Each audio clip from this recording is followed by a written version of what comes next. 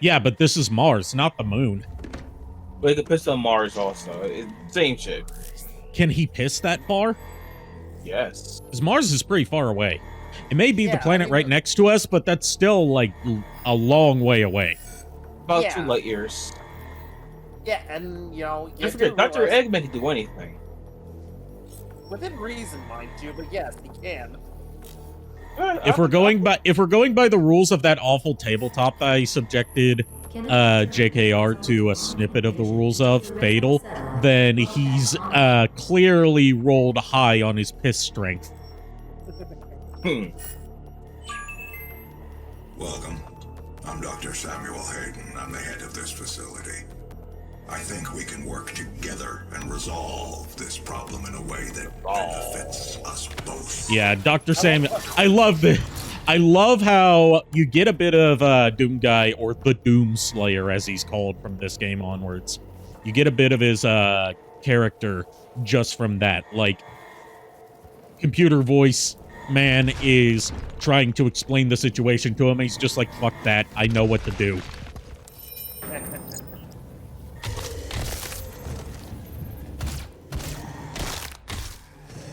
Like, he does not want to be involved in a greater plot. He just wants to rip and tear until it is done.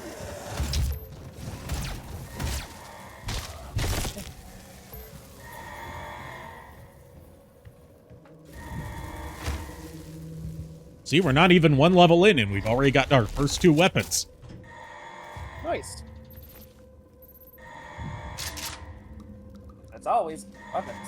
Wood. The gun is good. As they said in the classic B-movie Zardoz. You know, also known as the movie that put Sean Connery in a red diaper and called it a costume. Oh, jeez. Oh. It's not literally a diaper, but it looks like a diaper. And it's 1980s Sean Connery, so it's not Sean Connery at his in his prime. Yeah. So Sean Diapery.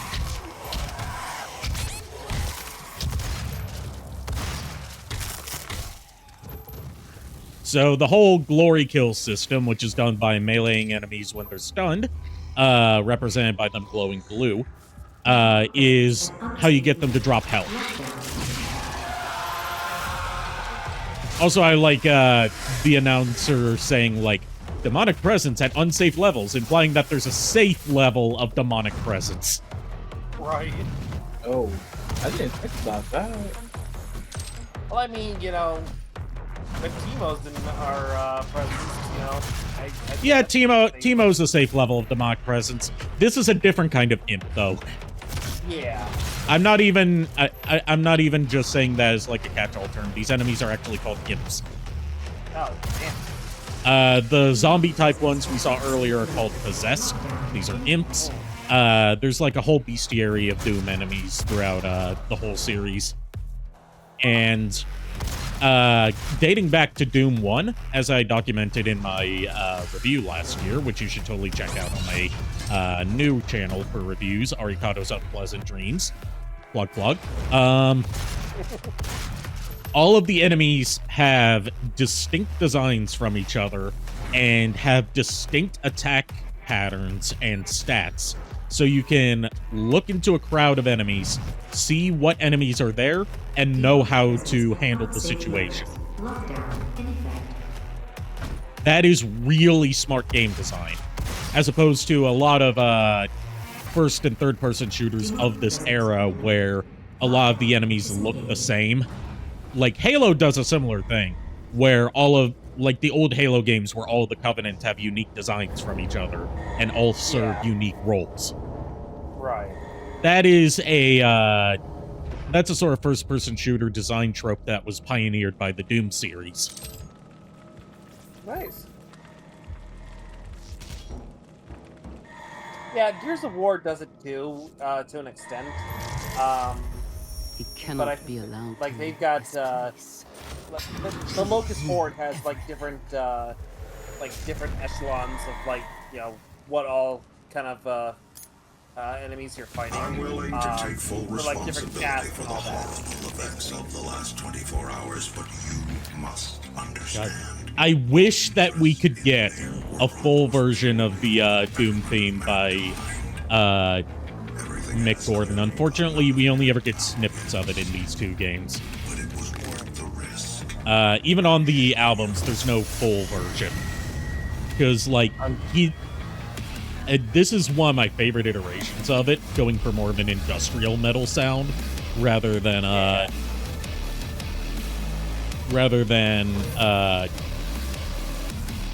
like your standard metal or death metal or anything like that. Right. Like, apparently during development, when Mick Gordon was brought on as the composer, the only rule that he was given was no guitars. So he tried, you know, doing something a bit more synth heavy, and it didn't sound quite right. So they were like, okay, fine, you can put guitars in there. So what we get is, like, very synth heavy industrial metal. In fact, like, he gets creative with his synths, because he recorded a lot of the samples for his synthesizers himself. One of the main instruments for one of the songs being a sample of a chainsaw. Welcome back here. Thank you. He was gone? I didn't notice. Yeah, I went and got water. Oh, okay. I was thirsty. You want some spicy? He was thirsty. Yeah, I was thirsty. I needed a little water. I needed to moisten my throat. You need to lubricate your mouth hole. Yeah. You know, So I this is think, our next enemy type, the soldier. I believe they have more... Okay, no, they're just called possessed soldiers. Okay.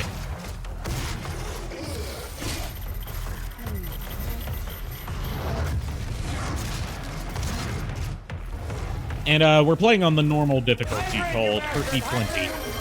Okay, fine, I'll hydrate. We're not starting this chain again. Maybe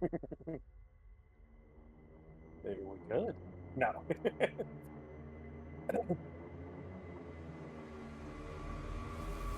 There we go. Keep it closer to me so I can reach it easily, instead of having to reach really far. Because I am lazy. Sometimes laziness is good.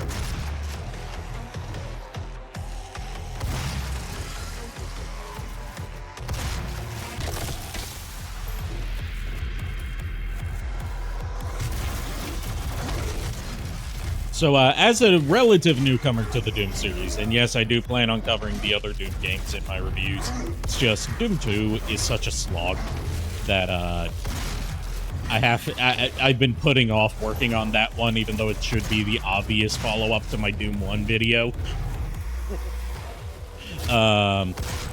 Like, Doom 2 is more or less a standalone expansion to Doom 1. Like, same engine, mostly the same weapons, mostly the same enemies, but, like, one new weapon introduced, a couple new enemy types introduced, and, it's set on Earth instead of Mars and in Hell. Yeah, But the level design... Doom, The level design is so obnoxious. like every like, time they you say tried- Doom. Oh, Yeah? shit. I just think the Doom song and also do both just play in my head. Both just play in my head on loop. I mean, if we want to call this game by an alternate title other than, you know, Doom and then the year that it came out, Yahtzee, formerly of Zero Punctuation, now fully Ramblematic, offered his own take on what it should be called, which is Doom.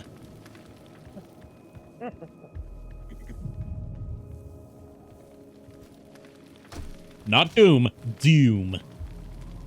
Ew. Sounds like something my old theater teacher would say. Like, pronounce it poshly. Yeah. Doom. Like, he would do that just to be ironic, but it got annoying real fast every time he did it. Not What specifically do you mean, JKR?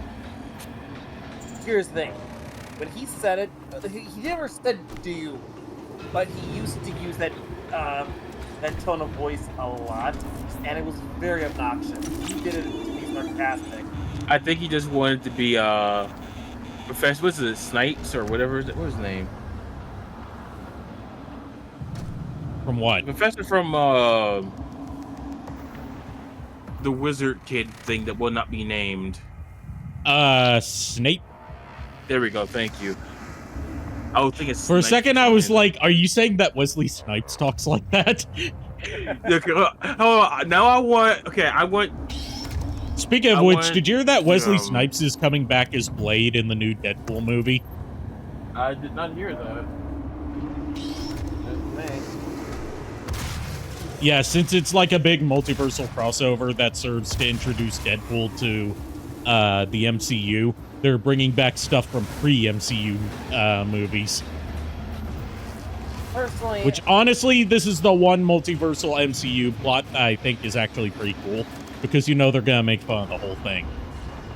yeah, but honestly, I hate to be that guy. Well, I hope it's gonna fail miserably because honestly, there's not a lot of people who really enjoy the MCU anymore. Yeah, but the thing is, Ryan Reynolds is still in creative control. Yeah. They're Yeah, laying, okay. like, he only had one restriction placed on him, which is that he's not allowed to depict the main characters doing cocaine. Okay. Everything else is on the table. But Dr. Rock's out, can't be. And it's still gonna be rated R. Good. Oh, Dr. Roxo cries and Rockstar. Like, if you look at the trailer, you can even see them taking jabs at Disney for buying out 20th Century Fox and then gutting the entire studio just so they can own more of the Marvel rights. Like, in the background of the trailer, you can see, like, a ruined 20th Century Fox logo. Oh, yeah. Representing how, like I said, they bought the studio just so they could own Fantastic Four and X-Men, and then basically gutted everything else and destroyed it. Yep. Yeah. Which is like one of those things where it's like I understand, Disney wanted to consolidate everything into one because like, and I get why people would want that, but at the same time it's like I get why they bought it. I get why they bought Fox because they wanted the rights to Fantastic Four and X-Men, but did they really have to gut everything else and leave everything to ruin?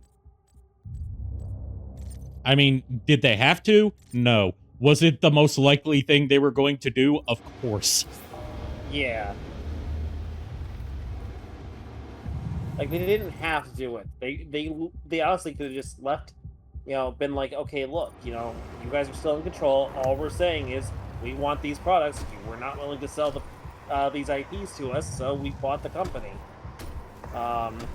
It's a shame that they didn't get Fox News as part of that package so they could shut that down too. Yeah. Yeah, I was hoping for that, but I knew that would never happen. Yeah, it wouldn't happen. You dream. That would be like since it was buying it from Rupert Murdoch, that would be like convincing Rupert Murdoch to sell The Sun to a big British telecom company. Or the Daily Mirror, or any of those fucking rags that he runs over there. Oh yeah, you want to know what's hilarious? I commented on this YouTube channel, right? That was talking about it was a short and it was about cells, right? Yeah. So the guy it's about I was basically like, oh, I forget what it was about, like, so I think it was like selling water or something. So I replied talking about, oh, you need, like, scientifically speaking, you need water every 7 days or you will unsubscribe from life. So I'm bringing up all these facts, but then he says, oh, what if someone says about the water fountain in the hallway? I'm like, oh, I'm glad you asked. And I started talking about lead pipes and shit. Lead in the pipes and all that shit. Waiting for him to see the response to that. I even put in like quotation marks. I can think of my feet, because you gotta be able to, right? Yeah. It'd be even funny if you end up using using that for a skit.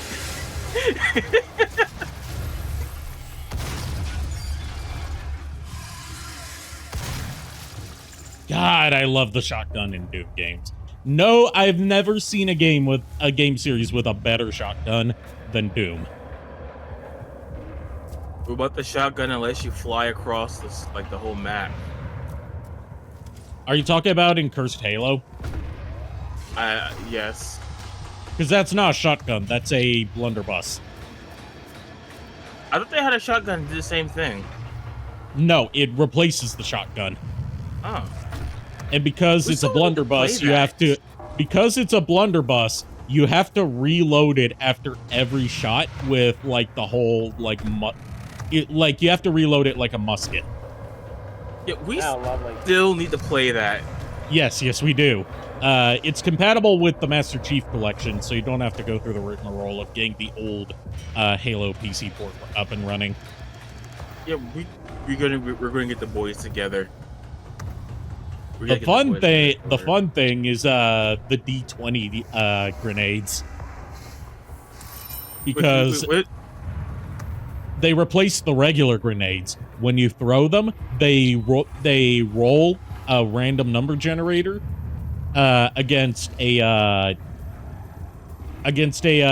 table of potential effects, and it ranges from, like, you know, massive explosion that covers half the map to spawning more enemies instead of exploding. Oh God. To spawning trees that block your progress. So you're saying in multiplayer, we need to have a D20 in only. multiplayer, like, the thing is, in the campaign, it's limited to 200 different effects. In multiplayer, it has way more than that. Yeah, that's what I say. We need to have a D20 only match. Yes. And I've tried out Cursed Halo, and there's some other interesting weapon replacements too. Like, there's a 16-bit version of the plasma rifle, which makes it look like you're playing, like, you know, old school Doom or Duke Nukem 3D. Yeah. And even fires, like, 16-bit sprite projectiles. There's the piss gun. It's a variant of the plasma pistol that shoots out piss. Oh, please. Yeah, we need to have a match where we're like using. We find the most chaotic weapon, like the blunderbuss, obviously being one of them. And of course, there's the combat throwing pistol, where if you try to fire it normally, it shoots you because the barrel's on backwards. Like, the barrel's facing you, but the trigger faces forwards. What you're supposed to do is throw it like a grenade and try to hit people in the head with it. There's gotta be another match. We gotta do, like, the dumbest weapon, like that, like, weapon only. There's the flaccid sniper rifle,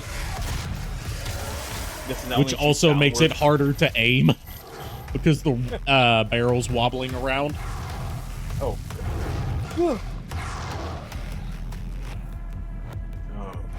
There's the love gun that shoots out hearts. Do the hearts do anything? They deal damage, but less damage than an average plasma rifle shot does.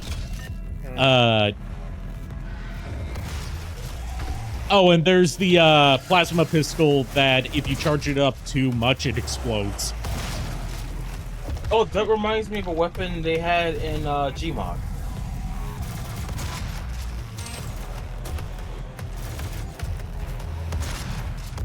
But yeah, there's also some multiplayer exclusive ones. Thank you for the raid, Timo. Hey, Timo. Hey, I thought about calling you into this, but you were still in the middle of a stream. _raided my stream. And I didn't want to, you know, be a jerk and be like, hey, can you end your stream so you can be in mine? Because I'm obviously so much more important. Plus, like,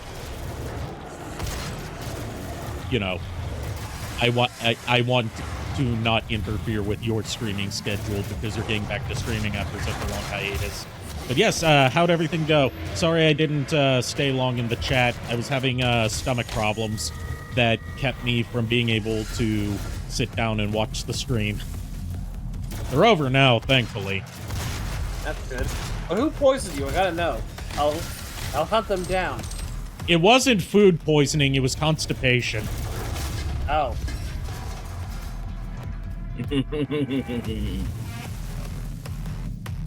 That's no good. Oh yeah, Timo, No, I it gotta wasn't. ask.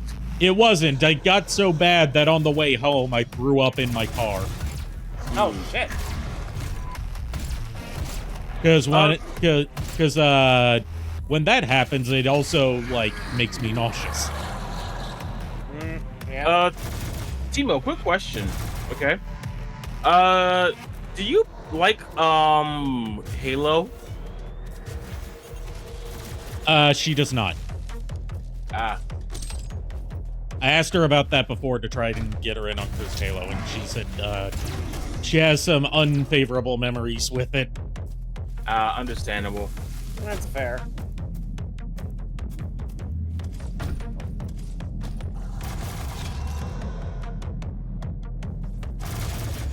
So, Ari, with your permission, we could add Timo to the call if she's all for it. If she's up for it, yes. I don't want to impose. Right, exactly. That's up to her I to don't- decide. Yep. Yeah, Timo, I am the same way. I don't like camera shaking a lot either. It annoys me. Yeah, that's why I'm so glad that more recent games allow you to turn camera shaking off. Yeah. Like, I understand what they're trying to do for the effect, but I'm just sitting here like, bro, I have very poor vision. I'm already struggling to play. Please stop moving shit around unnecessarily. That's partly why I'm so glad that there's that Night Dive has been handling the Quake series, because one of the accessibility features they've added to their Quake remasters is the option to disable view bobbing, which is where like normally you would make your character bob up and down in first person, which has a lot of potential for motion sickness. Welcome to the UAC. Now 221 accident-free days.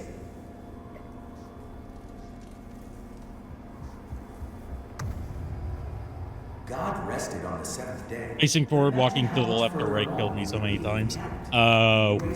Sounds more like screen shake is where like the screen like starts shaking in response to environmental effects or like scripted sequences. Mainly explosions. Yeah. Welcome to the UAC. Yeah. Halo has like old school Halo has some dated camera stuff in it, but the newer games have smoothed that out a lot, to my understanding.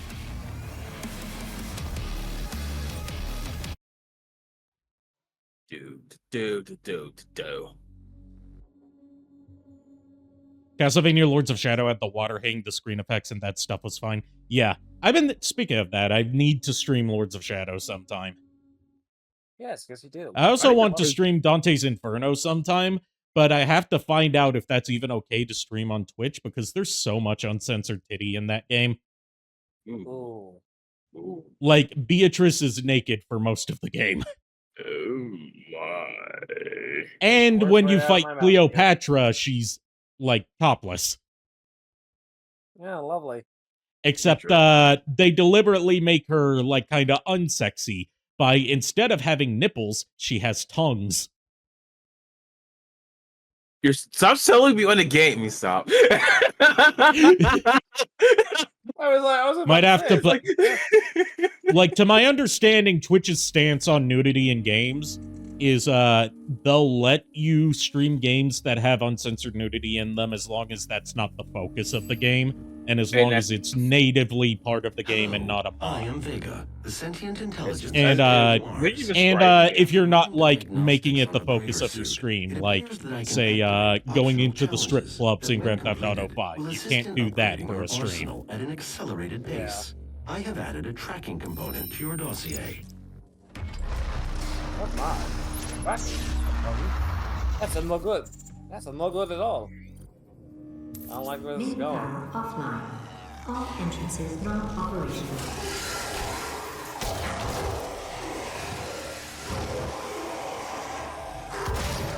Going back to Doom 2016 after playing Eternal for so long is an interesting experience because Eternal really streamlines a lot of stuff and changes up the flow of combat, making it more like methodical and more sort of like puzzle-like, as opposed to Doom 2016, which is more like, well, now I have this to compare it to, more like Serious Sam, where it's like an arena with a series of encounters. Yeah, team of feed the kitties. Yes, feed the kitties. Kitty. Manpower offline. All entrances not operational. Hold on, let me do that. There we go. Kitty, kitty, kitty. Do you want to pet the kitty? Yes, I want to pet the kitty. Yeah, I want to pet the kitty. Pet. Yes, I would love to pet the kitty. Same.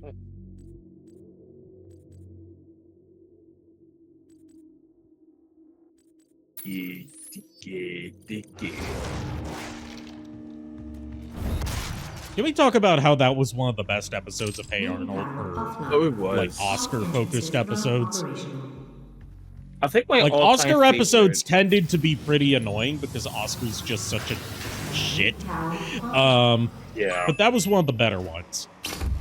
I believe in honesty, especially now. And what will be your Like, I think my final favorite, like in my this world? all-time favorite episode would be the human Christmas sacrifices. episode. Yeah, the Christmas episode is universally agreed to be the best episode of the series. True. Yeah.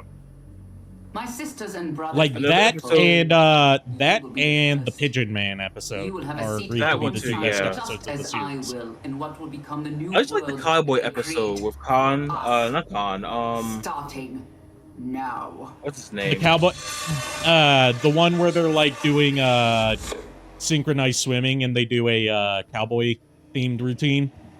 No, again, the Asian character, when they focus Oh, on him. Mr. Win. Mr. Wim, thank you. Yeah, his focus episodes are decent, you know? Yeah, it helps that he's just like a very Especially pleasant now. character. And what will be Exactly. your final Like, he's so Oh, chill. another- this world? Another good one is the one where they go on a game show. The human sacrifices. I don't... Oh, I remember that. Yeah, I remember that now. Like it's basically me a just minute. Family Feud, but Yeah. legally distinct. The best kind of distinct. Yes. Well, I remember, like, what lives rent-free in my head from that episode is when they're, like, when the show's host is doing the roll call of all the people in Arnold's family. He gets to Mr. Win, and he's like, and Mr. Hyun! And then Mr. Win's like, it's Win!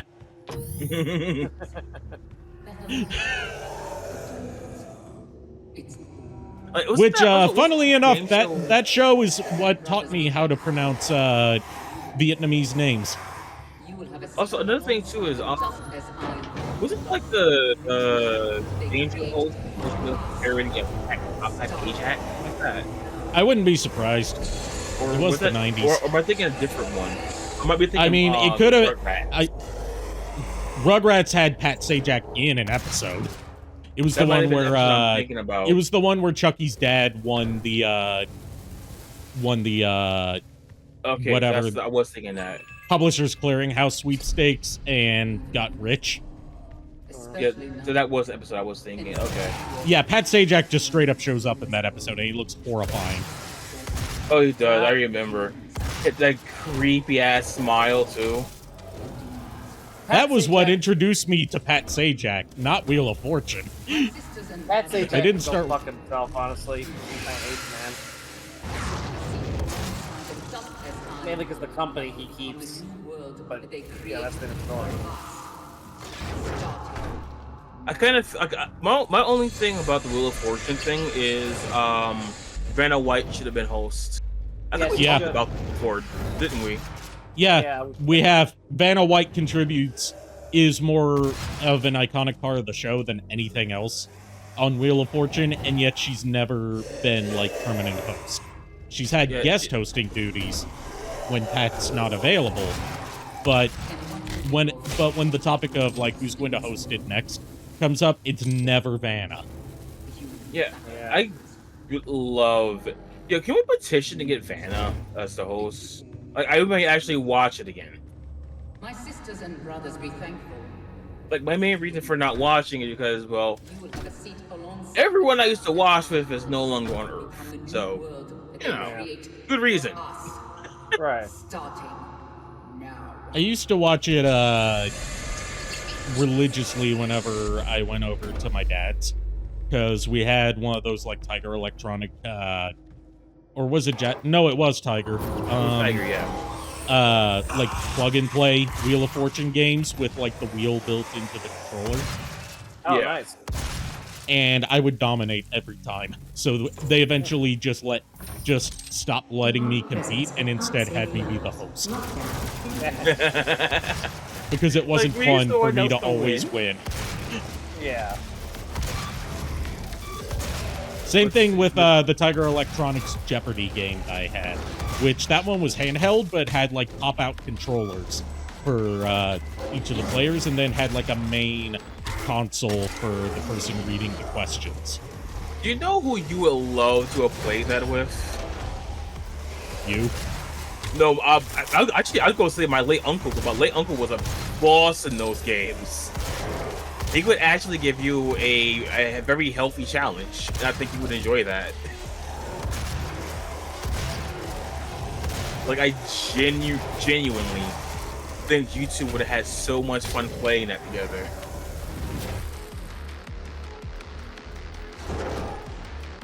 Get back here, you. Ball!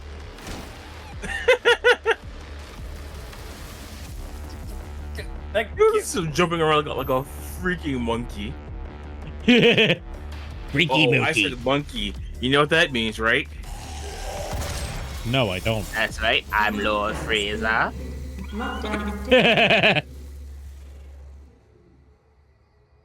I heard there was monkeys in the chat. Do you intend to jump?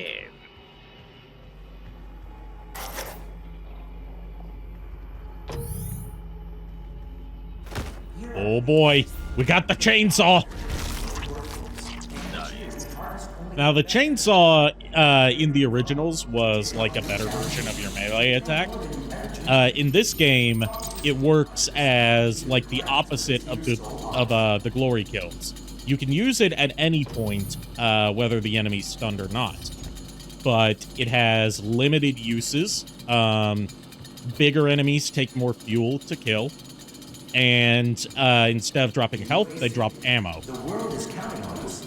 How committed are you?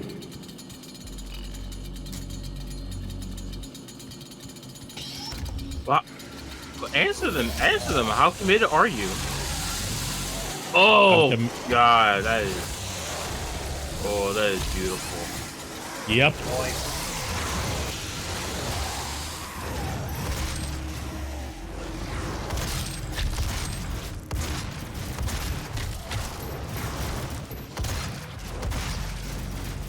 Yeah, the body destruction effects in this game are great. They're better in Doom Eternal, but they're impressive for Doom 2016. Because this was a showcase for...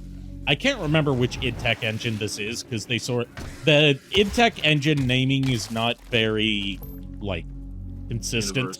Because they didn't start naming them until years after the games that they debuted in came out. So it's stuff like the Quake engine. Like at the time Quake came out, the Quake engine was just called the Quake engine. But retroactively they decided it's called id Tech 2. Or something like that. So it's a naming scheme that doesn't really have a rhyme or reason to it. It's just whatever sounds cool, basically. Like they base it's based on like which like they decide that it's a new iteration of the id-Tech engine based on like what new features it introduces that the previous versions could not do. And part of what this version of the id-Tech engine is really good at is that it's very compatible with console hardware. Doom ports of the past, up until like very recently, always had major cutbacks and downsides when ported to consoles. Whereas this one, while yeah, it doesn't look quite as nice as the PC version, it still runs at stable 1080p 60 frames per second. Yeah. Which for the era was fantastic. You know, been an interesting thing, interesting topic of discussion in general for YouTube. No. What? Basically, you don't know. Well, this way you win. I was thinking, like, talking about games that are like 10 years old or so on and so forth. Like, obviously, we go with like the first 3D games to compare them to like at the time and how impressive they are versus now. Like, how has some of them aged? Oh yeah, that would be a great topic. Like IDS games in general, IDS games like the original Wolfenstein. Well, technically not the original Wolfenstein, but Wolfenstein 3D. Yeah. Doom, like all the Doom games, Quake. I would say Quake 1, 2, and maybe Quake 3 Arena because starting with Quake 4, they started like outsourcing those to different studios, so I don't really count them as like id developed titles. Same thing with the later Wolfenstein games. Yeah. Where like the current Wolfenstein series that's been going on is developed by, I believe, Raven Software. Either Raven Software or Machine. No, it's Machine Games.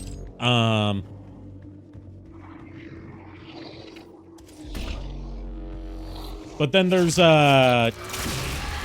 like one series that I would love to give some attention to that I feel is really underrated, but deserves some attention, not just for being a pretty decent series, but also for being an achievement for how small the staff was and how limited the budget was, is the Serious Sam series. Oh, yeah. Where the original, like, the Serious Sam series, which there's like 4 or 5 of them now,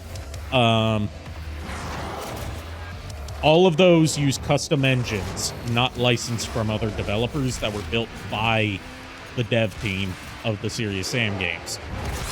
And, like, even looking back at the original Serious Sam back in, I think it was like 2002, it looks phenomenal for the era, considering that was made by a tiny team of people in Croatia on a minuscule budget. Like, I think I mentioned it about Final Fantasy X, right? When you look at the character design from the original versus the remaster, right? The faces, like, everything except the face look better in the original. But the faces have like this weird fakeness to them, and they don't emote as much as the PS2 model, which people have modded it to, you know, to kind of fix that. But obviously, we're talking about like pure vanilla. Yeah. Like it needs to be fixed, honestly, to be vanilla. And I didn't even notice that really because I'm more engrossed into the story. And of course, Final Fantasy X's Lulu character design, you know, like always. Yeah. The neurons get activated. By the way, I brought up the idea to Lulu about Lulu cosplaying Lulu. And? She said, meh, as a response.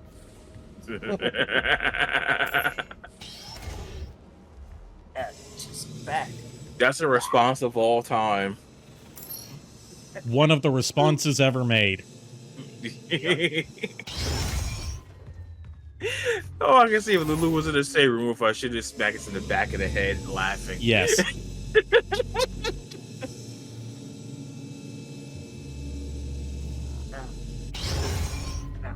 don't know what the fuck is wrong with this room.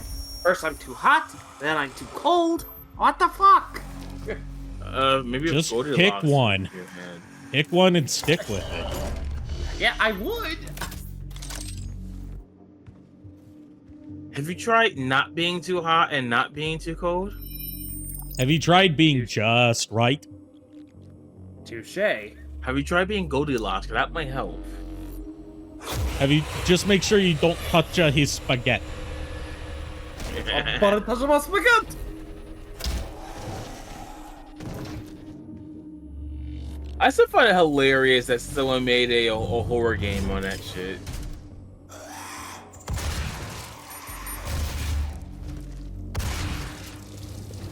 Climate control, Proto. That's the issue in this room. Climate control. I mean, the weather is part of the climate, isn't it? This room in general, not the general weather. You know who? You know who's really to blame for this? Those goddamn commies. If we're going by destroy all humans. Hold on, it's funny you mentioned that 'cause someone did some bait on Twitter, right? Yeah. Talking about how all anime fans are Oh yeah, I saw that. Yeah, I saw an Omni. He dropped the N-bomb. I'm like, what? Bro, I was watching Omni. I mean, just for context, the guy, if you're talking about the guy from the Daily Wire who said that, he's like basically a Nazi. It's the, I don't know what it was. It was censored something. I don't know what it's from. It's censored something. It's like, I know it's bait. I know it's rage bait. I want to make a video calling him out on his bullshit so hard.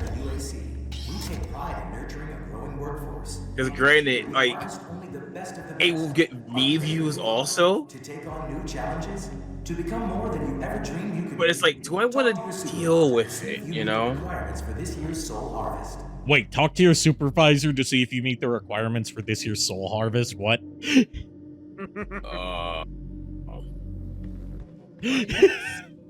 I never paid attention to the UAC messages. The world is counting. It's funny because I actually said some shit like that in Timo's stream. Like, I literally was talking about how I think I told you before, last year when I went on vacation, yeah, it was like the week before Black Friday. Like I come back on Black Friday, right? Yeah. And she was mad I took my vacation then, like, oh, it's blackout days. And I'm sitting back in my head, I'm like, bro, I have not had a vacation all year. I'm taking it. Leave me alone. It's already approved. I don't care. Yeah, right. Also, so what you're saying is vacation's all you ever wanted. Vacation had to get away. Vacation not to be spent alone.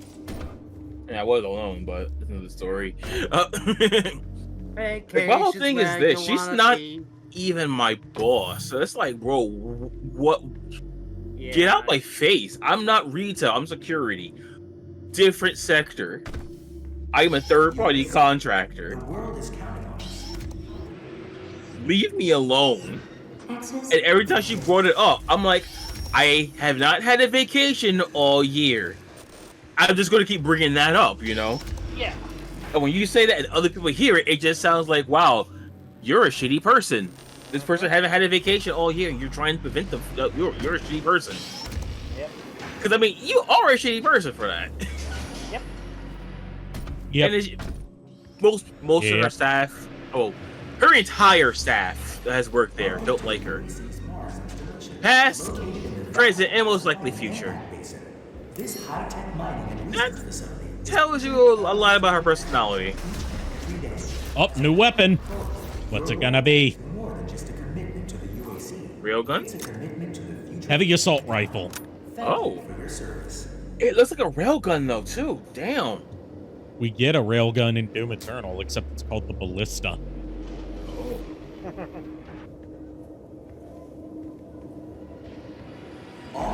Wait, I got a question to ask you now about the Halo Chaos. Chaos, oh god. Chaos thing. The curse mod, yeah. Yeah, is there a crossbow weapon? I don't think so. Oh man, I would love to have seen like a very low poly crossbow. Here, Wouldn't you? You want a crossbow? I highly recommend checking out Gears of War, first 3 Gears of War games, because there is a weapon called a fork bow, which is literally a crossbow. There's also a crossbow in Skyrim. There's a crossbow in power up. There's a crossbow in Assassin's Creed Brotherhood. And it's kind of overpowered. I think some of the Total War games have crossbows, and there's another game, I can't remember the name of it, that has crossbows. And people have modded it to be like a machine gun. Oh yeah, Berserk, baby! Oh. Speaking of which, I think because it's so absurd, I think you would just get a laugh out of that shit. Because if you have that as that modding, you're invincible, basically. And people will run for you when they get too many deaths.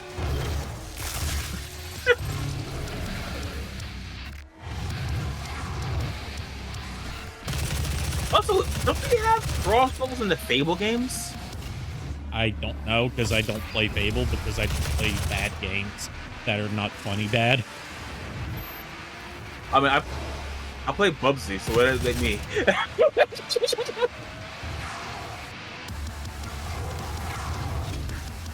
Oh.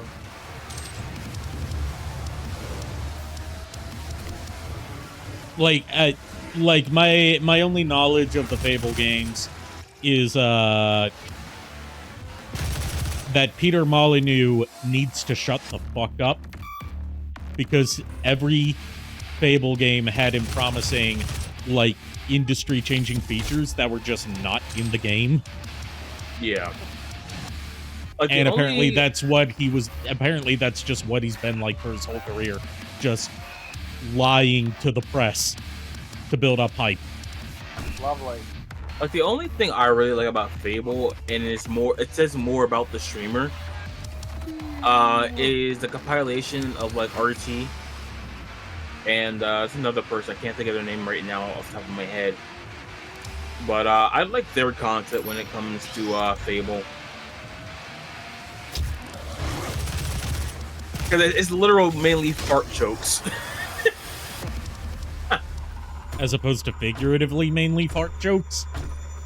It's literally, there's an emote that you can use as a fart. And they use it all the time.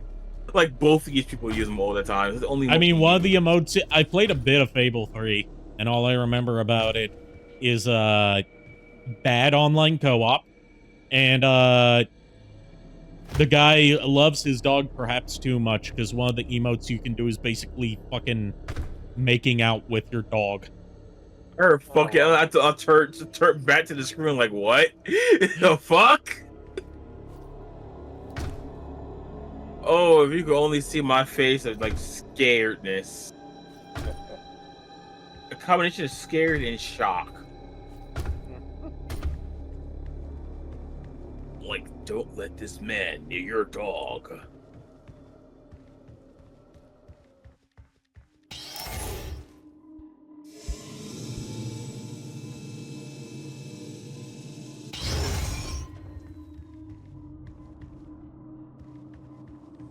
Doomkum Nukem time.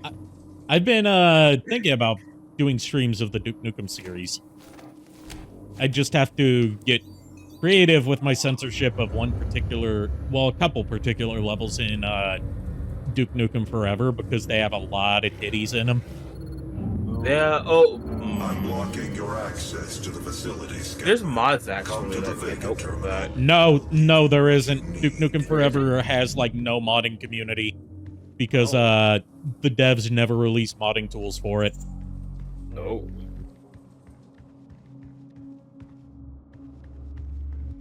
I just realized something that I took so many screenshots in the very first fucking tab. Oh god, that's a tab, but The only other option for playing like a censored, like visually censored version of Duke Nukem Forever to get around the copious nudity in it is to play the Japanese version, and that's hard to come across.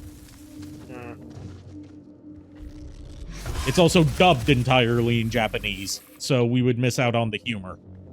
Yeah.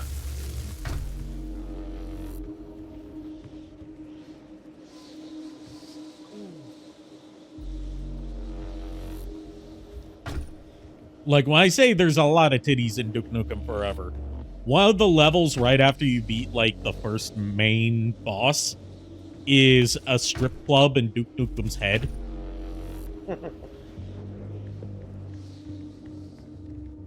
Where everyone's just topless.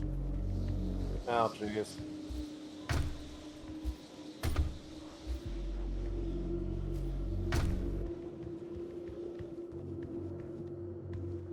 this is gonna came out. This is the one that basically. That's the one that ended the series. Yes. Okay. I mean, the one that very ended the first series thing- because Gearbox owns the rights and doesn't want to do anything with it. Like, the most recent Duke Nukem things that have come out post Gearbox buyout are remasters of Duke Nukem 1 and 2 that are exclusive to the Evercade console. A mediocre remaster of Duke Nukem 3D for the 20th anniversary that also, you know, coincided with them removing the better version of Duke Nukem 3D from Steam. Mm-hmm. And a DLC Duke Nukem campaign for Bulletstorm. Alright, so I found 11 mods, that's it. None of them are censored.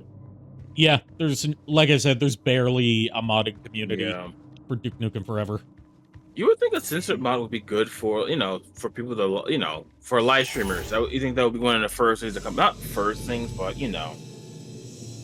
Well, yeah, but this game came out in 2011 when live streaming was not nearly as big as it is now. Yeah. Plus, Duke Nukem Forever is not a game that's streamed very often from what I've seen. Like, the only streams I could find on Twitch when I searched for it of Duke Nukem Forever were, like, hosted in Russia or France. I think it was a video I watched, but they did a full playthrough of Duke Nukem Forever. It was probably the re-res video. Yeah, that was it. I was trying to remember who it was. I'm like, who would I watch? Like, oh, and yeah, they said that if it gets a certain amount of views, then they'll do the DLC chapter for it. And they still haven't followed up on that. They probably maybe they got a lot on their plate. I don't know.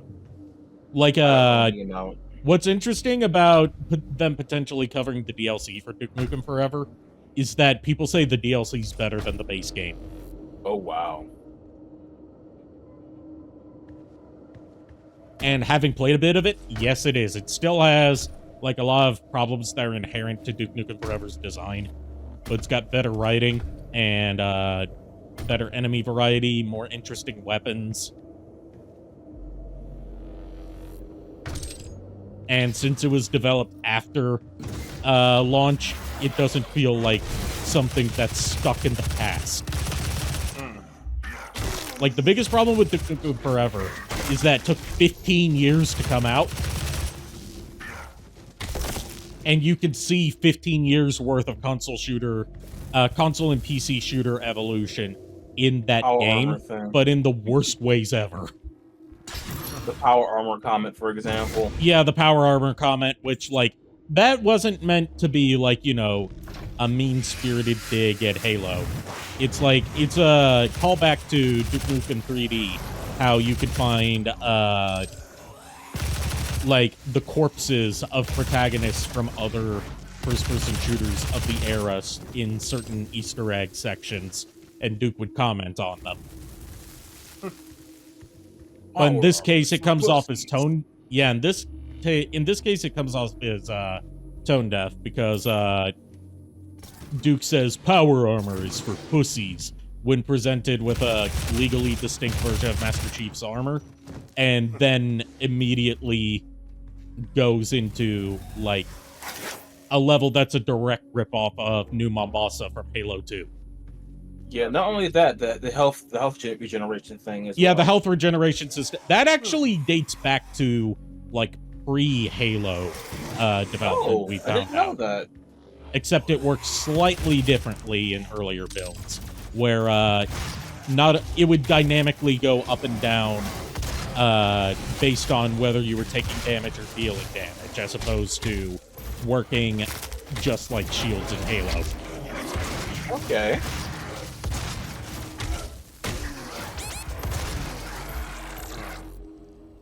And the way that's implemented in the game is interesting because you can permanently extend your health meter by interacting with certain objects in the environment or completing certain challenges. The way it's framed in-game is that your health meter is Duke's ego, and as he takes damage, he bruises his ego. And that's why doing stuff like interacting with strippers, or beating the high score in a pinball game, or completing the way too frustrating pool table minigame raises his ego. Because it's stuff that makes him feel better about himself and reinforces how cool he is. That's kind of funny. Yeah, the problem is, like, other than that, it's basically just, you know, the way that health works in Halo or Call of Duty. Yeah. And there's not enough unique instances of being able to interact with the set pressing to raise your health meter. A lot of it's just like the same few things repeated in different environments.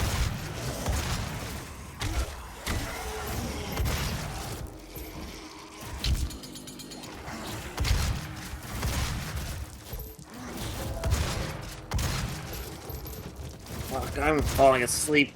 I'm gonna have to. Yeah, I'm gonna have to call it a Go night. to bed. Sorry. Go the fuck I to will. sleep. I will. Were you about to say I will? Like you're I fucking said it. Bela Lugosi or something? Okay, freaking. I was thinking Dr. Wiley. Honestly, if I slipped into a German accent, that was an accident. Was not intentional. Sure, Dr. Wiley. That's Dr. Wiley! I said Dr. Wiley. No, you said Wiley. I said Wiley. I said it was a softer V in it. I did. I know. Or if you go by what Roll offhandedly calls him in one episode, which has become kind of a meme because it sounds like she's saying something way more vulgar than she actually is. Dr. Dickhead!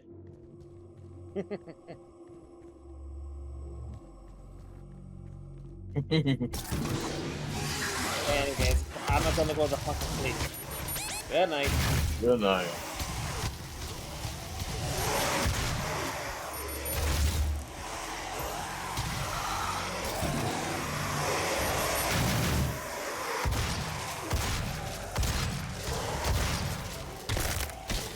The funny thing is, I would like to see how other FPS protagonists would do in like each other's worlds, you know? Yeah. Only problem with that is that a lot of them are owned by like competing companies. Yeah. I mean, like, get the creators together and just talk about it. It'd be an interesting podcast. I think that would be fun. There is a legal way where we could actually kind of get that. Maybe not play it, but we can imagine it.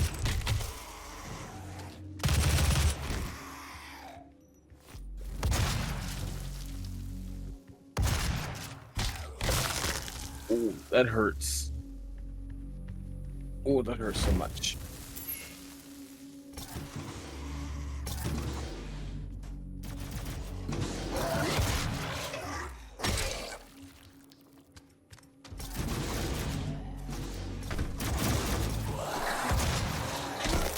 So, my second 32X is supposed to be here on Thursday or Friday.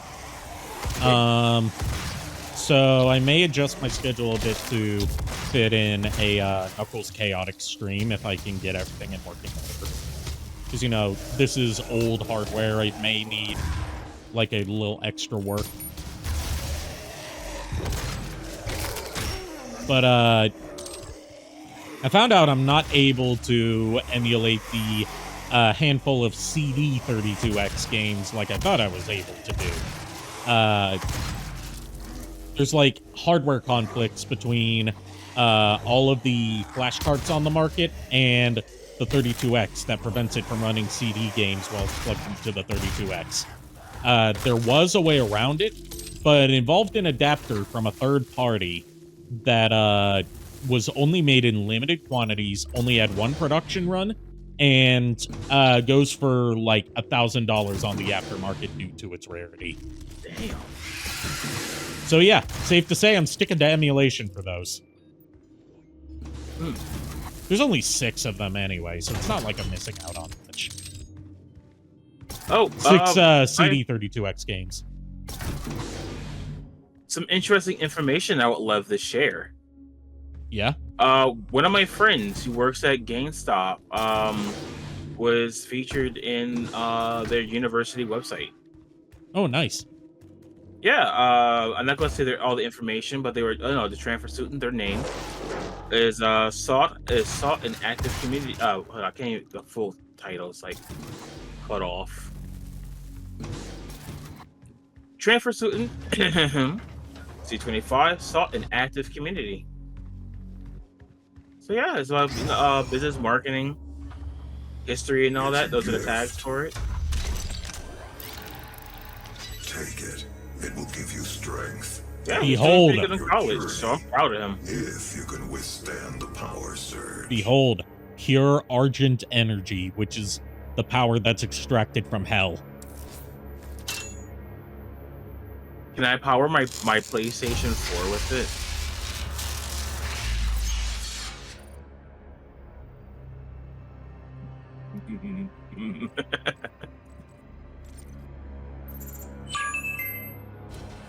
That is pure Argent energy. By the way, that's the doctor, by the way. It seems to agree with you. He's not just a robot. He used to be human, but he had, I believe it was like cancer or something like that. So he transferred his consciousness into a robot body so he could live forever. 37 UAC members deceased.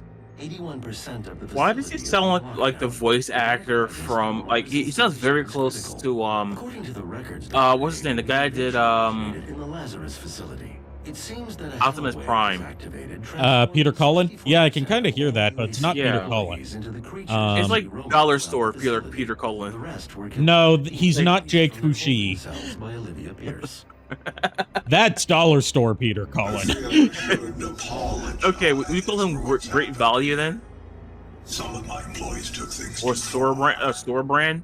Olivia was the cause of all this. Great Value works. Okay. Yeah, Great Value store brand. Like, it's so close. It took me a minute. I'm like, wait a minute. Agree with our research, but know this: we exploited. Like I literally had to stop for a minute. Mankind's best interest to do so. What you now see in this Dirkly did that. Did that? Okay. I'll take a look at that later then. Berkeley, that was posted before you were talking about it was your it was playing a comment for the SPS thing. Oh, that, yeah. I'm pretty sure that's when Proto posted it. If the venting turbines aren't re-engaged, neither of us will survive the meltdown. But I would love for it. Oh my goodness, I would love to see like a Transformers cartoon where it's like an alternate universe, like where the Autobots are like the villains. You know, so you want Shattered Glass? Yeah, so I guess something like that. But you want a Shattered Glass cartoon, is what you're saying? Well, yes and no. Because I'm talking about like we have the original continuity interacting with them.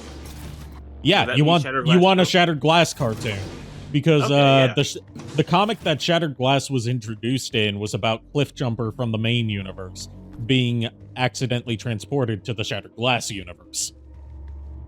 Okay.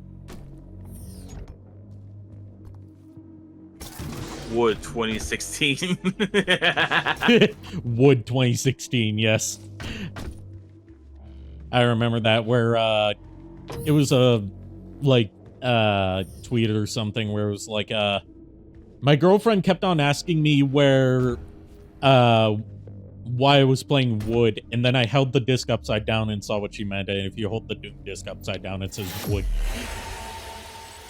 Oh, they should come up with a wood mob. All the textures are like wood. Oh, I would love also, that. hi, Dash Cat. Glad to have you here. It's so hard to play this game after playing Eternal. Yeah, they have completely different approaches to damn near everything. I have a rig powerful enough to run the PC version, for the record. It's just, doing that interferes with the VTubing stuff, so that's why I'm playing the console version. Oh, I'll be Shadow doing the Dragon same for also. Doom Eternal. Shadow Dragon's here too. Hello.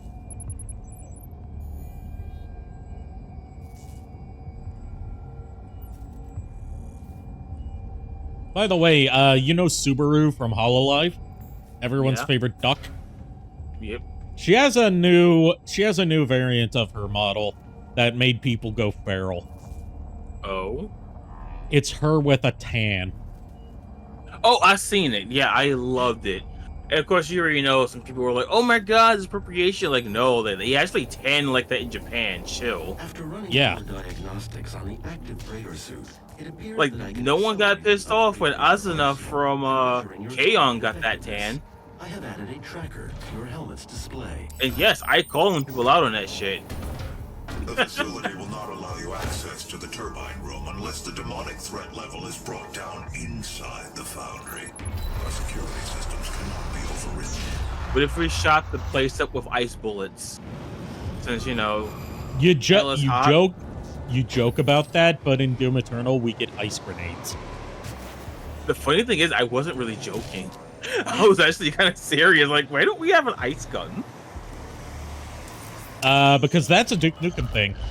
In Duke Nukem 3D, instead of getting a flamethrower, You're you get laughing a freeze because thrower. I'm like, I actually wanted a nice gun, aren't you? Wait, do I think these? No. I don't think so. I need the blue access key for that.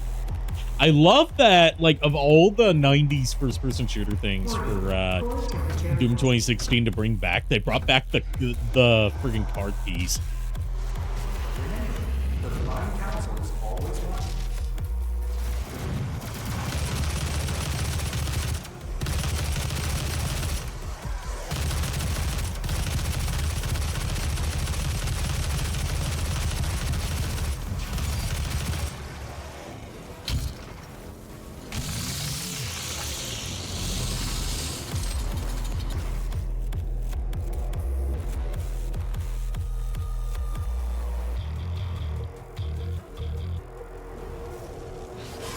If you want to see the wildest thing that Hololive's been involved with,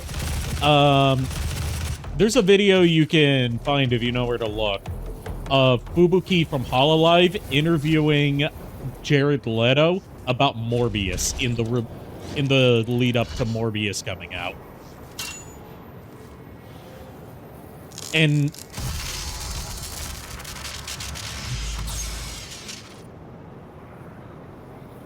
stream's dead? What? Hello?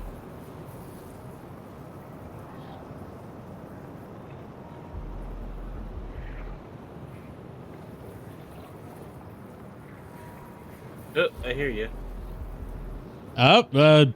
Apparently stream. I have no idea what happened. My internet just shut itself, I guess.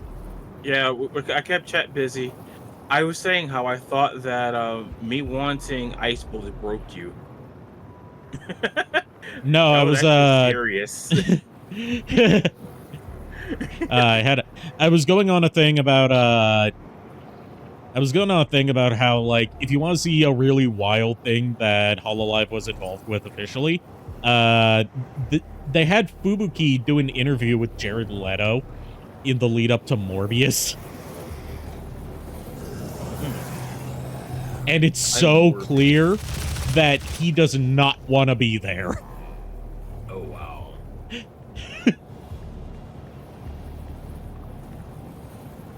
Like, is one of the most awkward interviews I've ever seen, where it's not trying to be awkward on purpose. You know, not like a Space Ghost Coast to Coast interview. Just like the person who's being interviewed thinks that they're wasting their time and I just noticed is something. barely hiding their contempt for the interviewer. I'm mad and I didn't talk to you more about Space Ghost or anything. Want to know why? Why? The Weird Al thing you showed me, basically that. Well, the Weird Al thing was, Weird Al actually wanted to be on the show because he was a fan of Space Ghost Coast to Coast. Yeah, I didn't know that. But I think Yeah, he was the only celebrity guest who demanded to be on the show. Yeah, I talk about I myself am mad that I didn't bring that up when you showed me the Weird Al interviewing other celebrities, like the Cher one. Oh yeah, that. Well, the Weird Al interviewing other celebrities thing, that was made through, like, those were pre-existing interviews from MTV that he edited himself into. Yeah, that's the thing. I'm mad I didn't show you those. Oh yeah, yeah. Like after you showed me that, I didn't bring up those. New enemy type. That's why Hell I'm Knight. mad. Look at this beefy boy. That's one hell of a night.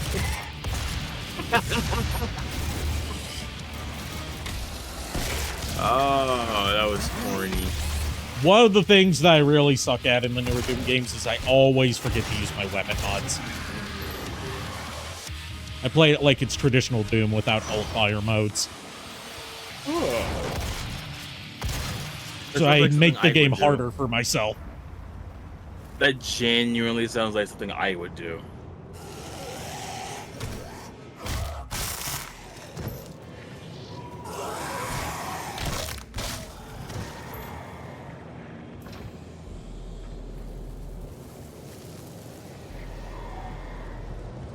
Sorry if I'm not responding to chat all that much. I'm kind of out of it today. I've been out of it for the past few days, but I'm especially out of it today because I was, like, feeling kind of icky for a good chunk of the day after spending the day at my mom's, which is a very mentally draining thing that I was not planning on doing until she told me that my new debit card had been mailed to her house.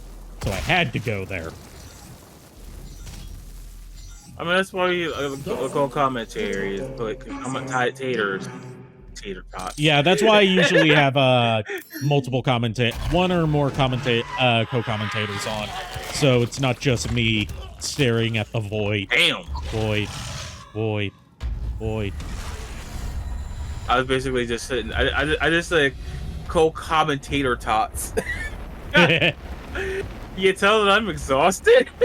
I've been listening to like entire Weird Al albums lately instead of just listening to the singles. And I found an underrated Weird Al parody that no one ever talks about. Oh. You know Addicted to Love by Robert Palmer? Vaguely. Might as well face it, you're addicted to love. That one. He did a parody of it on his, I want to say it's his Even Worse album. I might be wrong. Called Addicted to Spuds, which is about someone who's addicted to potatoes. It's not, you know what it sounds like? It sounds like a continuation to, you know, the Ryer, the Kaiser, is the, you know. Oh, yeah. I love that we need like an employee to place their hand on the hand scanner, so we just find a dead employee and rip off their hand. But it's just potatoes. Modern voice problems stares require back. modern solutions. The voice stares back and asks, "I'm sorry. What did you want again?" That was me working food service. Because I do not have the attention span for that shit. Let's see. Shadow Dragon says, so speaking of Doom, What do I think? you think of I have Doom not 3? gotten around to playing Doom 3 yet, other than like just kind of doing some setup to make sure that runs properly. Oh, Haven't played much of Doom 3. I talked earlier in the stream about how like the next like, you know, I'm working on my next review based on what you guys voted for. Wood 3. which is the Sonic Genesis games, which is not just going to be Sonic 1, 2, and 3. It's also going to include Sonic CD and Knuckles Chaotix, as well as Sonic Spinball and Sonic 3D Blast. But I mentioned how, like, the obvious follow-up to my Doom review was to review Doom 2. But Doom 2 is just such a pain in the ass that I have to be in the right headspace to play it. You know, you just reminded me of something. You want to know what it was? Remember What? how I showed you on Tabletop Simulator, you had a tablet that can go into the internet? Yeah. You can run Doom on it. Yeah. I haven't done that stream like I mentioned before. I need to, though, still. If I am going to play Doom 3, I've got to decide whether I want to play it the way the developers intended, which is, you know, vanilla Doom 3. Most likely with the Doom 3 source mod. Not source mod, source port, so it runs better on modern hardware. Because, you know, otherwise you're stuck playing a 4x3 resolution with a limited range of graphics options and, you know, basically what you would expect from a PC game from 2004. Or if I'm going to play the BFG edition, which I've heard makes for, like, a more smooth combat experience, but also loses a lot of the scariness because they made changes to the lighting engine. And also, you know, made it so you don't have to swap between your light and your gun. I never played Doom 3, really, apart from just, like, testing out the intro bits of it. But I remember a lot of magazine coverage of Doom 3 back in the day, because I used to be subscribed to, like, 5 different gaming magazines. So I can help you pick it. Want to know? By just saying one thing. What kind of reaction do you want from me? Do you want me to have the jump scares where I'm actually going to be probably actually yelping? The funny thing is, you don't even need to play the BFG edition to be able to hold your gun and your flashlight at the same time, because one of the most popular mods for Doom 3 back when the BFG edition had not come out yet was called the duct tape mod, which tapes your flashlight to your gun.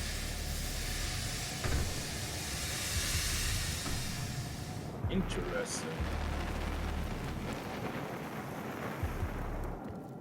All right, so we got a hand. Edition. Let's give him a hand. Access granted. Like I said, modern problems require modern solutions.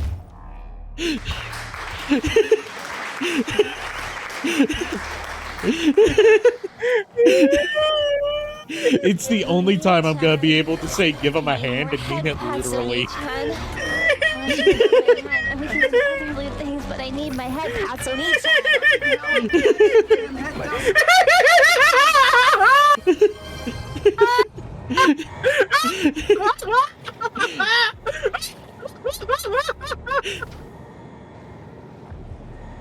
And I promise, chat, I am not high. Yeah, he's not high this time. He's just susceptible to bad puns. Yes, here's the thing. If you want to know if I'm high, just ask if I'm in immense pain.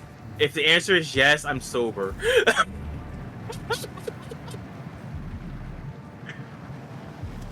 That's a fun way to find out if I'm high or not, right? Yep.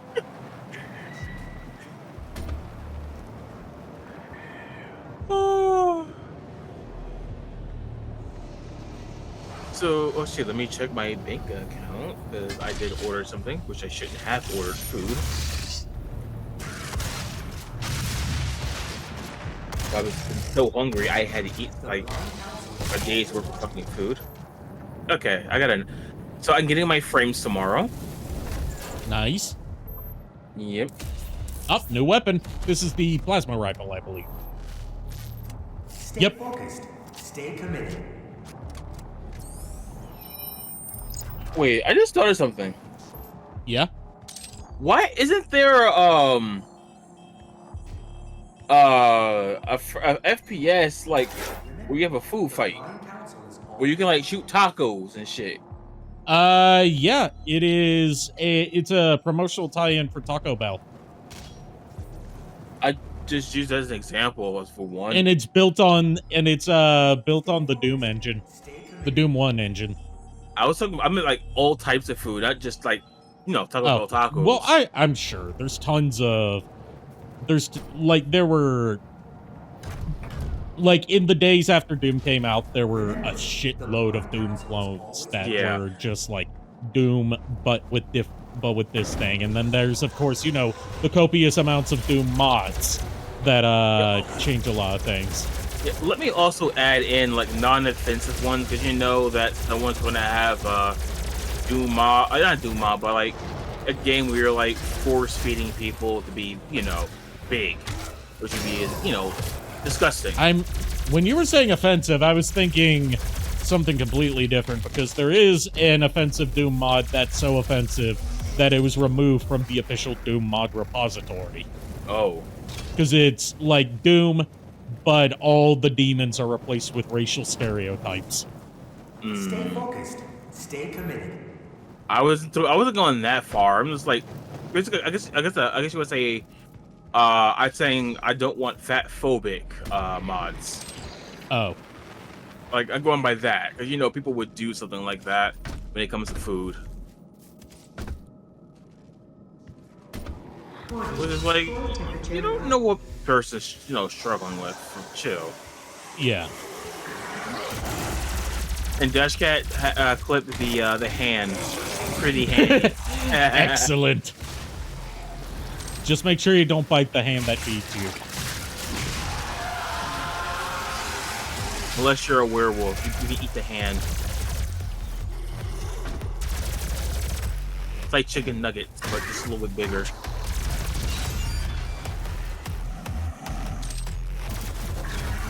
I'm surprised no one. God, how good the plasma rifle is in this game. It is pretty good. Plasma rifles usually, in your typical Doom game, plasma rifles usually one of the weapons I use the least. Yeah, I find it hilarious that no one's questioning that I said you can eat the hand if you're a werewolf. Yeah, because it makes sense. I mean, I'm part werewolf, so in addition to the shapeshifter shit. We can add uranium coating to our rifle bullets. What? Skullcracker bullets fired while zoomed will deal additional headshot damage.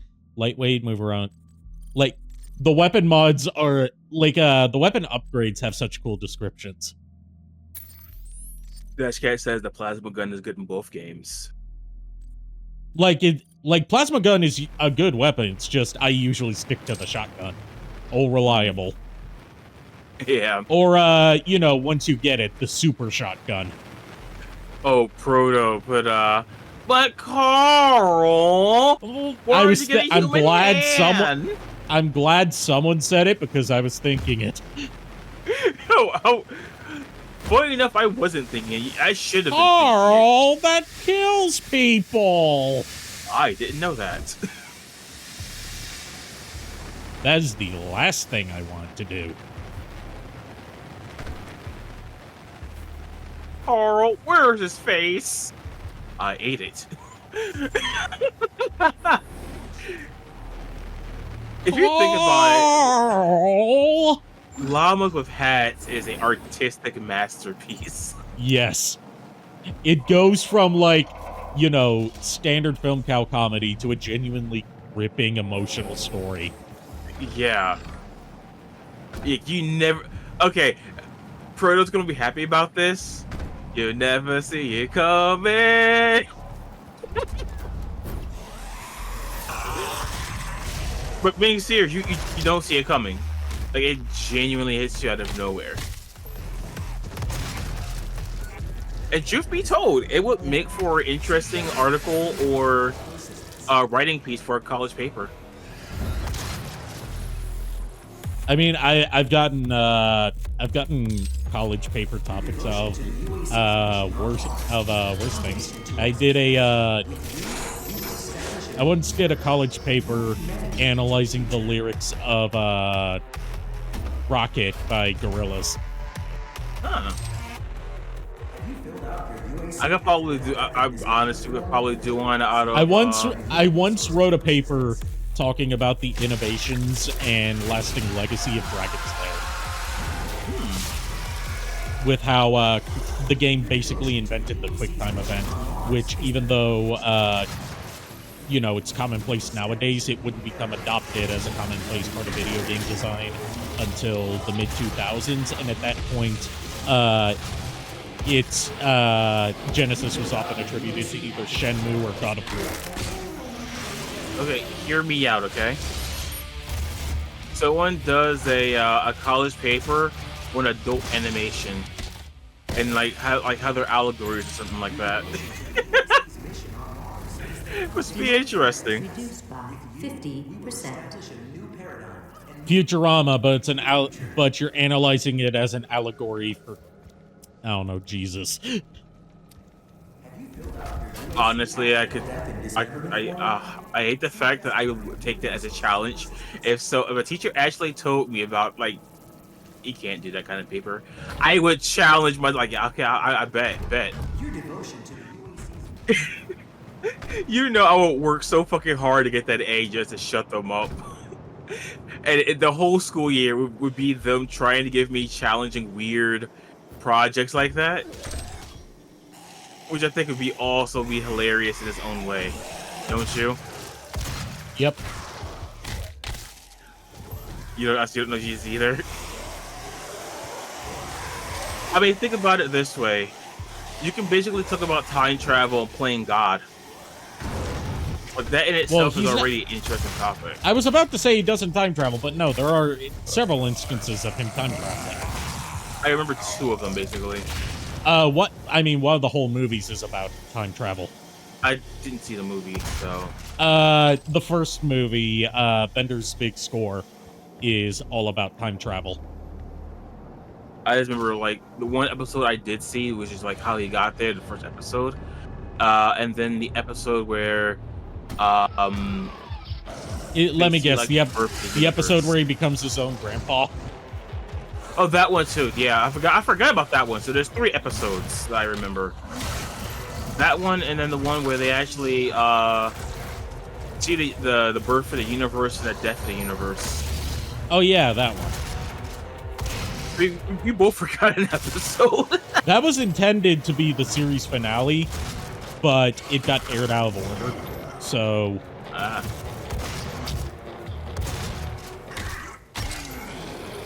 like that final season of Futurama got aired out of order.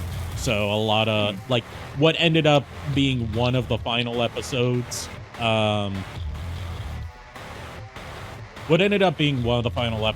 was like a Fender focused episode that was more filler than anything.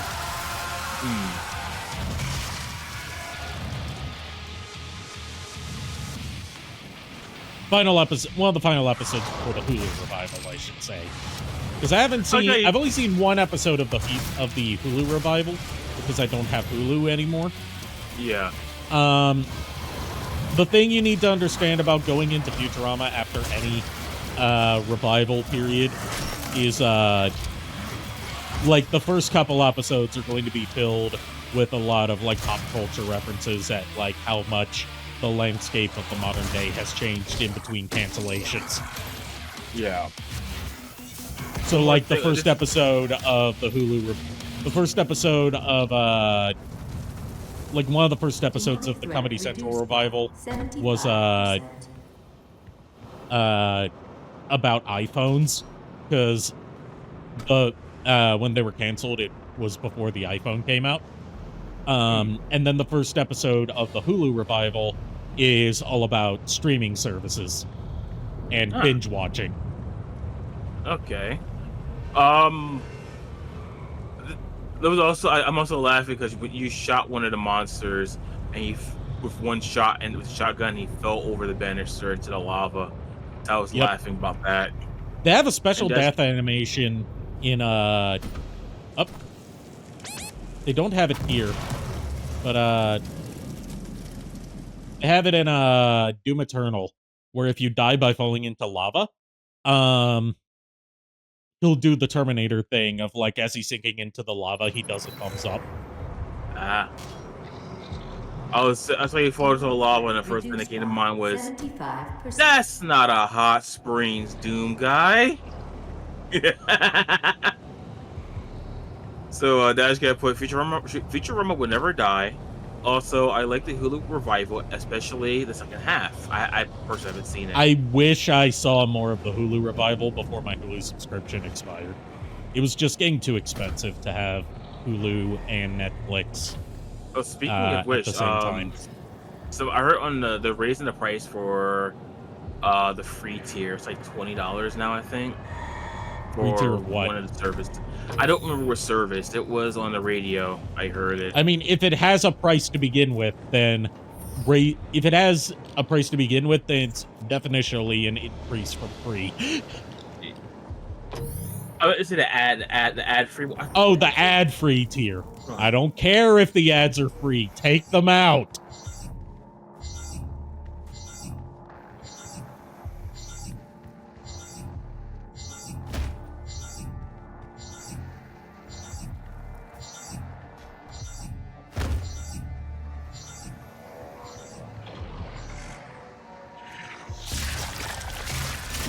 Hulu's got a good selection of shows from various networks on there.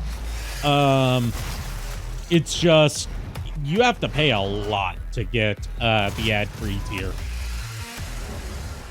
I'm just trying to see. I'm trying to think. I saw it was a Hey, finally a proper use of that.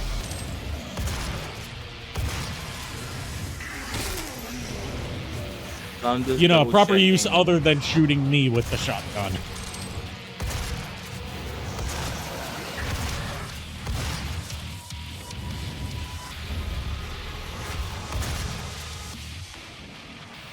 So I sadly can't find the thing.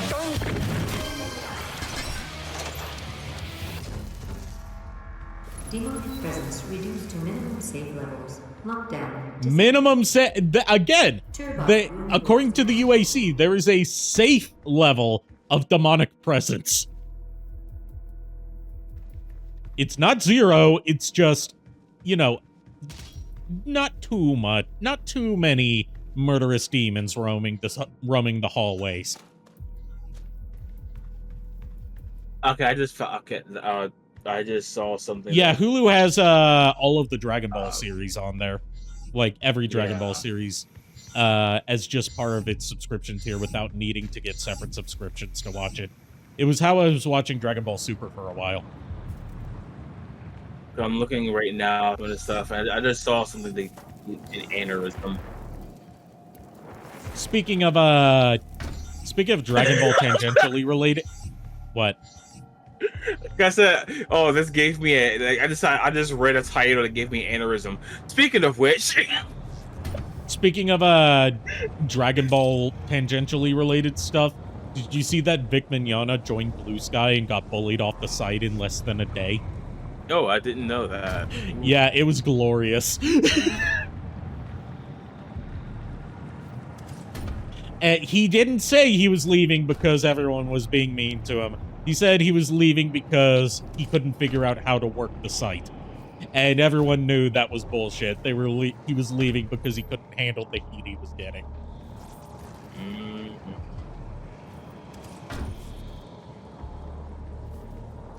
Oh, I found an interesting title for one that's not going to give me aneurysm.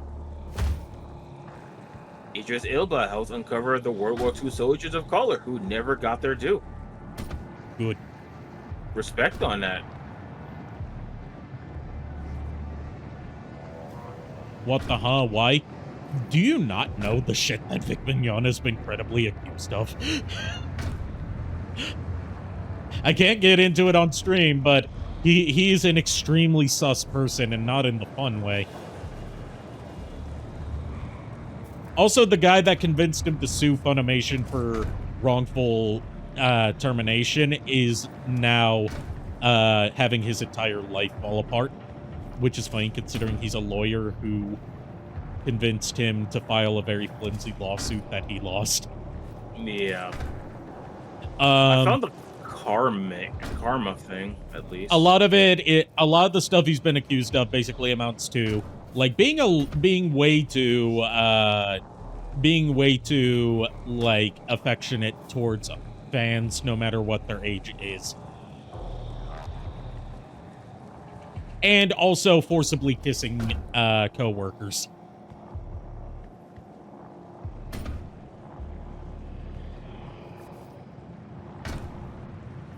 Like, there's a reason you don't hear him showing up in a lot of anime dubs anymore. And there's a reason you don't see him touring the convention circuit anymore. I've met him in person. I kind of wish that I hadn't. Because that was at the first con I went to, and he was the first voice actor I ever got to meet. And that ended up being, you know, I wish it could have been someone else.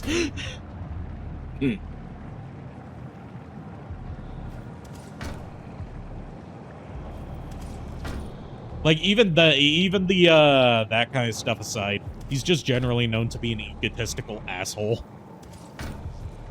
So your typical Funimation employee. Now, here is a high-pitched sound only you can hear.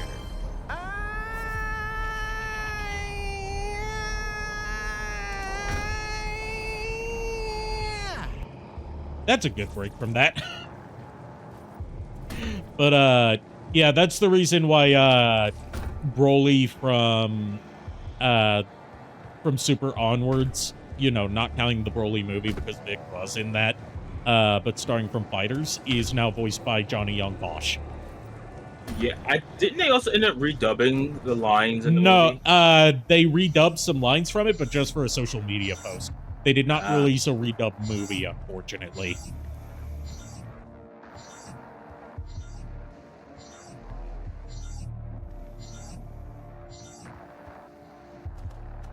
Which is a shame, because the way that Broly's portrayed in Super Broly, I think Johnny Young Bosch would be a better fit. Okay, so yeah, I can't find the article, sadly.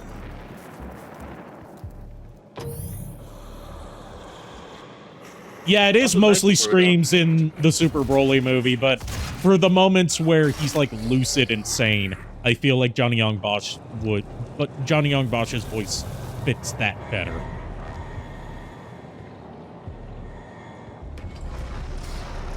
Also, it's for the screams, it's the difference between like screams of rage due to being on a power trip, which is what Vic Mignogna's Broly typically was, versus Johnny Young Bosch being able to do screams of rage and agony.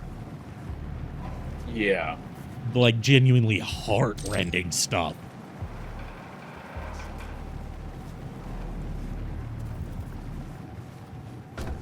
Like, this motherfucker took the last donut! He also did it, since he technically voices Zero now, or at least, you know, until Capcom decides to randomly replace it with someone else, whenever they decide to, you know, bless us with another Mega Man X game after over 20 years. He's done his own What Am I Fighting For? He hasn't dubbed the whole scene, but he's done his own take on the line. You know what came to mind? Yeah, Johnny's first time voicing Broly in like new media was in Fighters, but they did like a social media post announcing that Johnny Young Bosch was going to be voicing Broly from now on, and in that they used some redubbed lines from the Super movie.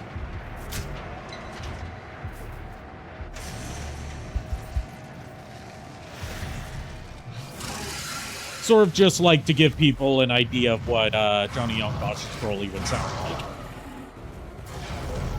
I would love to see a wholly redubbed movie with Johnny Young Bosch's Broly, just to see what he's really capable of. Because unfortunately, Broly hasn't really gotten to do anything after that movie. I say that like there's been a lot of Dragon Ball stuff since that movie.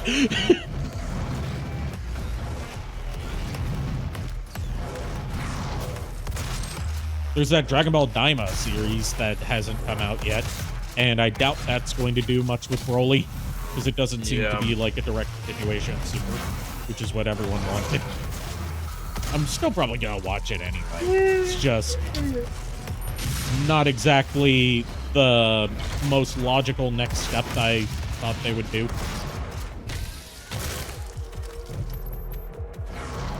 He was in Superhero, but barely? Okay, because I haven't seen Superhero yet.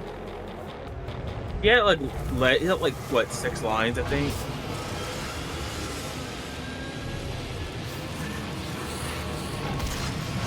What they should do, you know what?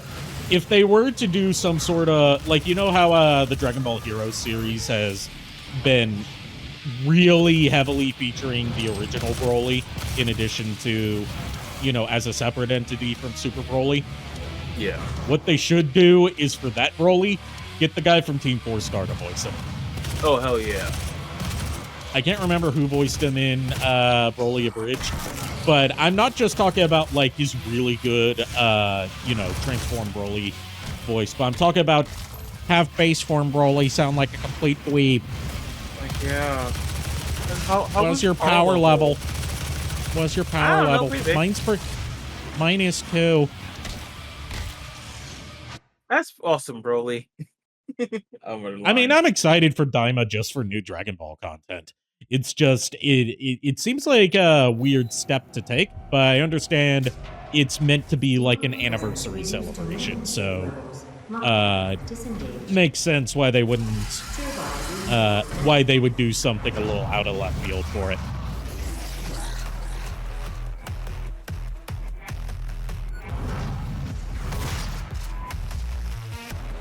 Although, like, when we heard that they were doing a Dragon Ball Anniversary project, everyone assumed it was going to be, like, a Kai take on the original Dragon Ball. Oh, show the Dragon up to the Armor 6. Johnny Young Bosch in there. I didn't know that. I gotta play the Armored Core series for real, though. Yeah, I played a little bit of Armored Core 6 and a little bit of Armored Core 3. I like it so far. 6 more than 3. Just because it's a bit more, you know, with the benefit of more modern controls and streamlining. Yeah. Streamlining. Not streamlining, which is where you squirt limes into the eyes of your opponent. But I mean, in general, I need to get into the series. 6 is a great way to get into the series. I asked my buddy Nate about where to start with Armored Core, and the way he put it is just start with any of the numbered entries, because they're all basically continuity reboots. Yeah. Like, I kind of want to play all of them, you know? Because, you know, I like mech games.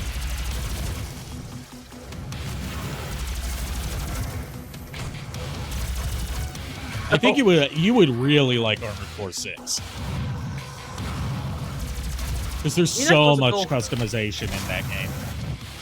You're not supposed to go all out. You're supposed to start small and then work way up, Broly. I am starting small. Oh, good for you. Holy crap.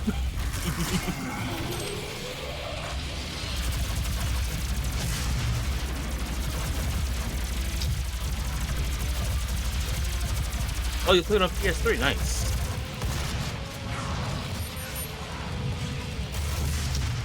I remember like looking at Armor Core stuff on Game Informer. And I remember seeing a lot of Armor Core stuff in issues of Tips and Tricks, where like they would report on Armor Core tournaments and whose mech won the tournament and what their mech build was. So you can recreate it at home. That's interesting, actually. I would love to see an archive of like these magazines because I know not all. I know like every issue of Tips and Tricks is available on the Internet Archive. Nice. I know like people like Nintendo like, oh no, it's copyright infringement, and it's like no, it's archival. Nintendo's the only one that's been anti-archiving of their magazines. Everyone else has been okay with it. Yeah, I would love for someone to actually like put Nintendo in their place, saying, "Yeah, this is history like a museum. Archive it yourself, you free security cats. Do it yourself, cowards." Yeah, if you're not gonna do it, then we're gonna do it. Like, this is legal. I don't even see how they could argue copyright infringement because they weren't even the publisher of that magazine. I think they actually did. They were the publishers at first, but then they sold it to Future Publishing, who was also the publisher for like PSM, Edge magazine. Basically every gaming magazine of the late 2000s, early 2010s was published by Future. What I mean is, I think they did went after an archive of those magazines. No, I'm saying they did. I'm not saying they couldn't. I'm saying if they were to take it to court, it would be stupid. Because one, they weren't the publisher for the entire run. And two, there's no like the entire point of like fair use and trademark and copyright infringement stuff is when they're infringing on your intellectual property for stuff that you plan or could potentially plan to do with your work. They are clearly not planning on archiving the entire Nintendo Power run. So there is no financial risk there. The only thing they've done with the Nintendo Power brand is use it as the title of their official podcast. I didn't even know they had a podcast called Nintendo Power. Yep. Great job advertising it, Nintendo. Olivia Pierce. Alpha 4. Don't you agree? 0. Yes. I never even knew about it. She has locked me out, Dr. Hayden.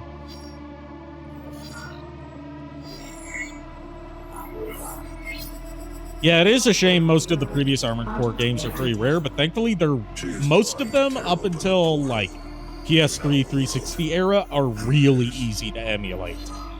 Yeah.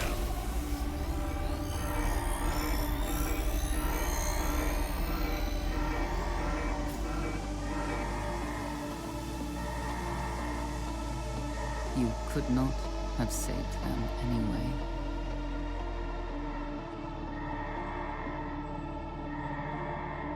Wow.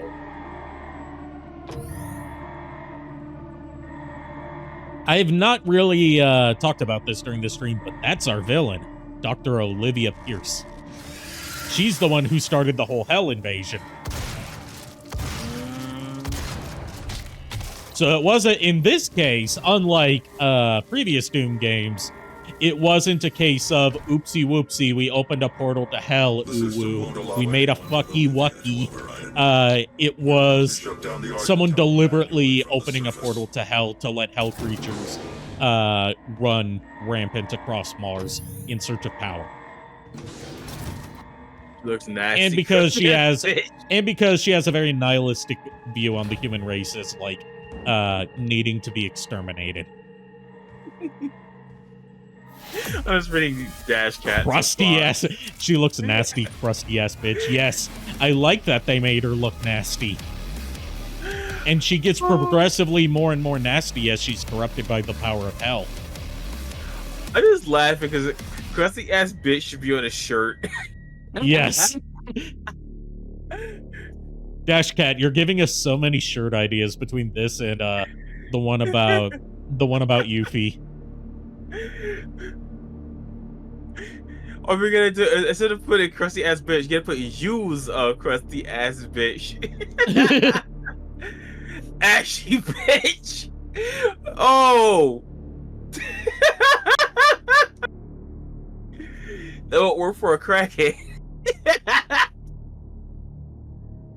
All right, this is where we're going to end it tonight, because I am still feeling kind of just got Yuffie on the team on Rebirth. Oh, you finally got Rebirth. Nice. Yuffie is so fun in Remake and Rebirth. They did so much to overhaul her character. There's one in thing, the best ways. It's not a spoiler. It's like it's something that happened in Final Fantasy 15. They did with she has the same line. And it's the I wanna ride my chocobo. Oh, Prompto.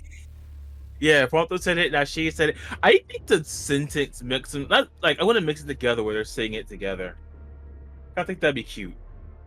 All right, no raid tonight because I do not have the patience to look up who's live now to raid. So thank you everyone for tuning in. Thank you for putting up with me starting late. I'll see you guys tomorrow. And until then, unpleasant dreams. And then here's the part where JKR would sing us out, but he's already gone.